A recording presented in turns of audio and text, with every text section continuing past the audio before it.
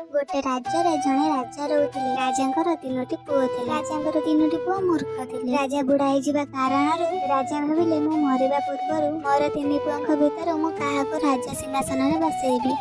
राजा चिंतार बसी भाविले कहीं तांकर तीनोटी पुओ मूर्ख थे।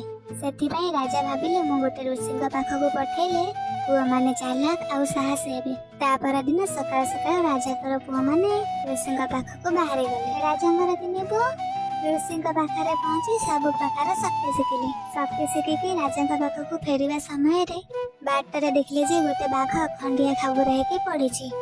बाघ एमती खंडिया खाबुरा हो पड़े देखी से तीन पुओं मन में दया भाव आसला। से माने भितर कथा है जे आमे तो नुआ नुआ शक्ति शिखिकी आसीचे, आमे माने बाघटी को बचाइबा थरे चेष्टा करबा दरकार। एमिति सब कथा निज निज भितर कथा हेले। बड़ भाई जे बाघर हाथ गोड़ जोड़ी देला, आउ मझिया भाई जे बाघर चमड़ा भल कला, आउ सभा सान भाई जे बाघ को जीवन दान दे देला।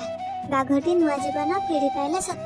बाघटी आखि आगरे तीनोटी मनीष को देखी से भूलीगला जे मनीष तीनोटी ताकू नुआ जीवन देइछन्ति बोली। से सेठी तीन भाई को मारी खाइदेला। आपण माने कहले देखी राजांकर तीन पुओं भितर मूर्ख किए थिला?